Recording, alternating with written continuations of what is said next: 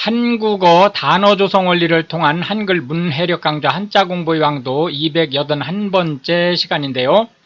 오늘 첫 번째로 살펴볼 한자는 다만이라는 의미의 지자가 되겠습니다. 다만이라는 의미의 지자는 하나, 둘, 셋, 넷, 다섯 해서 총 5획에 해당하는 한자가 되겠습니다. 다만이라는 의미의 지자를 살펴보고 있습니다. 지금껏이라는 말은 여지까지, 현재까지 라는 의미를 가지고 있고요. 단지라고 하는 것은 다만 이라는 의미를 가지고 있습니다. 오직, 다만 이라는 의미를 가지고 있고, 단이라고 하는 것은 법률 또는 계약 등에 있어서 단서조항을 다룰 때 쓰는 말이 되겠습니다. 이어서 두 번째로 살펴볼 한자는 금지하다 라는 의미의 금자가 되겠습니다. 금지하다 라는 의미를 가지고 있는 금자를 살펴보도록 하겠습니다. 하나, 둘, 셋, 넷, 다섯, 여섯, 일곱, 여덟, 아홉, 열, 열하나, 열둘, 열셋 해서 총 13획에 해당하는 한자가 되겠습니다. 금지하다, 금하다 라는 의미의 금자가 되겠습니다. 금하다 라고 하는 것은 어떤 일을 하지 못하게 하다 라는 뜻이고요. 금지라고 하는 것은 어떤 행위를 하지 못하게 하는 것을 얘기합니다. 금연이라고 하는 것은 담배 피우는 행위를 중단하다, 끊다 라는 의미가 하나 있고요. 지금 현재 이 공간에서는 담배를 피울 수 없다 라는 경고를 나타내기도 합니다. 금주라고 하는 것은 술을 금한다 라는 경고의 메시지가 되겠고요. 때로는 술을 그만두었다, 지금까지 마시던 사람이 앞으로는 술을 끊겠다, 안 하겠다 라는 결심으로 표현할 때도 있습니다. 금단현상이라고 하는 것은 알코올에 중독됐거나 니코틴에 중독됐거나 기타 향, 정신성 약품 또는 물품에 중독된 상태에서 그것을 더 이상 하지 않으려고 할 때 약물이 투입되지 않은 것에 대한 반사작용을 얘기하는데요. 아주 심하다고 합니다. 그 고통이. 금고라고 하는 것은 자유형 중에서 일반적으로 이제 교도소에 수감이 되면 이제 노동을 하게 되죠. 그런데 노동은 하지 않고 그냥 갇혀만 있는 상태를 금고라고 합니다. 통상적으로 이제 사상범이라든지 또는 이제 정치범이라든지 이런 그 형태의 형을 선고받은 사람들이 주로 금고형에 처해질 확률이 높죠. 연금이라고 하는 것은 사실상은 이제 금고에 해당되는데, 금고가 이제 교도소에 있는 거에서 반해 연금은 통상 자택, 주소지를 연금 구역으로 정하고 본인은 그 연금 구역을 벗어나지 못합니다. 그러나 일반적으로 다른 사람들은 연금 구역으로 출입하는 것이 자유로운 이러한 형태를 연금이라고 얘기를 하죠. 구금이라고 하는 것은 사법부의 판단을 받기 전에 증거인멸이라든지 기타 등등 이러한 사유로 인해서 일시적으로 수사기관에서 억류하는 것을 얘기합니다. 금기라고 하는 것은 심리적으로 부담스러워서 무엇인가를 꺼리는 것을 얘기합니다. 한국이 가장 그러니까 한국인의 그 종교를 이루는 것 중에서 가장 기본적인 것이 샤머니즘이라고 하는데, 실제 종교를 가지고 있던 안 가지고 있던 한국인은 기본적으로 99.9%가 샤머니즘적이라고 보시면 뭐 큰 문제가 없습니다. 그런데 이제 이 샤머니즘에서는 뭐 예를 들어서 동쪽으로 가면 뭐 화를 당할 것이다. 예를 들어서 이제 이런 말들이 있죠. 그럴 때 이렇게 심리적으로 부담이 가서 무엇인가를 하지 않는 것을 금기라고 합니다. 예를 들자면 타자가 타석에 들어가기 전에 꼭 뭐 코를 만지고 들어간다든지 이런 그 코를 만지는 것이 어떤 습관성으로 만지는 것이 아니고 코를 만지면 홈런을 잘 친다라는 나름대로의 어떤 믿음이 있기 때문에 코를 만지는 이런 것들은 이 금기에 해당하는 거고요.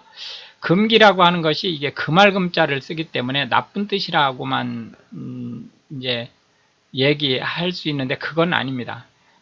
좋은 뜻일 수도 있어요. 금기가.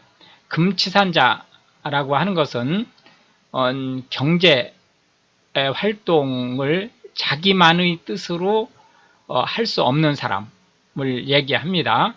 미성년자는 당연히 금치산자가 되고요. 이제 미성년자의 경우에는 이제 결혼을 할 경우에는 치산자로 바뀝니다. 원래는 능력이 없어서 금치산자가 아니니까. 그 다음에 이제 뭐 정신질환자라든지 뭐 이런 이제 그 법적으로 금치산자에 해당하는 몇 가지 조항이 있죠. 마지막 세 번째로 살펴볼 한자는 수라는 의미의 또는 샘이라는 의미의 수자가 되겠습니다. 수를 나타내는 수자가 되겠습니다. 샘이라는 의미 또는 수라는 의미의 수자를 살펴보고 있습니다. 하나, 둘, 셋, 넷, 다섯, 여섯, 일곱, 여덟, 아홉, 열, 열하나, 열둘, 열셋, 열넷, 열다섯 해서 총 15획에 해당하는 한자가 되겠습니다. 수 또는 샘이라는 의미의 수자를 살펴보고 있습니다. 수라는 의미의 수자가 되겠습니다. 수라고 하는 것은 대상 또는 어떤 요소의 개체가 얼마나 되느냐라는 의미를 가지고 있습니다. 숫자라고 하는 것은 수를 나타내는 기호를 얘기하고요. 수학이라고 하는 것은 수와 관련되거나 또는 평면이나 공간의 특성에 관한 연구를 하는 학문을 얘기합니다. 자연수라고 하는 것은 천연적으로 있는 어떤 그 관계, 자연과 관련된 어떤 관계에서 존재할 수 있는 수체계를 얘기하는데요. 자연수의 특징은 크게 두 가지로 압축할 수 있습니다. 하나는 양수여야 된다. 자연적인 현상에서는 수가 없다 또는 마이너스 수라는 개념이 없죠. 마이너스 수라는 것은 수학이라는 데서 상정을 한, 가정한 숫자지 자연적으로는 존재할 수 없는 숫자죠. 그 두 번째로는 소수점 이하의 수 체계가 없습니다. 자연수에는. 그래서 오로지 딱 떨어지는 숫자, 예를 들어서 1, 2, 3, 100, 만 이런 식으로 딱 떨어지는 숫자만 자연수다. 이렇게 보시면 되겠고, 양수라고 하는 것은 0보다 큰 수를 얘기합니다. 네이버 사전에서는 양의 정수라고 표현하는데, 양수는 양의 정수만 있는 게 아니죠. 분수, 소수 다 양수가 있을 수 있는 겁니다. 그렇기 때문에 이제 양수는 기호가 플러스인 숫자를 모두 양수라고 한다. 이렇게 보시면 되겠고, 음수라고 하는 것은 0보다 작은 모든 수. 역시 음수도 음의 정수가 아니고 0보다 작은 모든 수라고 보시면 되겠습니다. 분수라고 하는 것은 분모와, 이게 분모죠. 분자 형태로 나타나는 수체계를 얘기합니다. 이때 이 분자가 분모의 배수일 경우에는 자연수가 되죠. 그리고 이제 기호가 플러스일 때는 자연수가 된다고 보시면 되겠습니다. 소수점이라고 하는 것은 1의 자리와, 여기가 이제 1의 자리죠. 여기가 10의 자리, 이렇게 100의 자리, 이렇게 갈 때 1의 자리와 그리고 1보다 작은 숫자를 나타내는 자리 사이를 구분해주는 표시인데, 한국에서는 피리어드를 소수점으로 사용합니다. 물론 이제 대부분의 나라가 피리어드를 소수점으로 사용을 하죠. 간혹 컴마를 소수점으로 사용할 수 있기 때문에 우리는 이 소수점 쉼표를 세 자리마다 1000, 100만, 10억, 1조 이렇게 세 자리마다 컴마를 찍는 데 반해서 특히 이제 유럽이라든지 이쪽에서는 소수점을 컴마로 찍을 수가 있기 때문에 그거는 이제 체크하시면 되겠습니다. 다수라고 하는 것은 수요가 많은 것을 얘기하고요. 횟수라고 하는 것은 어떤 일을 시도하거나 또는 시행한 수효를 얘기한다. 이렇게 보시면 되겠습니다. 이렇게 해서 이제 오늘도 우리는 세 개의 한자와 각 한자에 대해서 현대 한국어에서 자주 쓰이고 있는 10개씩의 단어를 살펴보았는데요. 이것이 한글 문해력 향상에 도움이 되고, 특히 외국인으로서 한국어를 배우시려고 하는 분들한테 한국어 단어가 어떤 원리로 조성되고 어떻게 파행되는지에 대한 정확한 정보를 전달할 수 있게 되기를 바라겠습니다. 시청해 주셔서 감사하고 우크라이나를 위해 기도해 주시면 더욱 감사하겠습니다.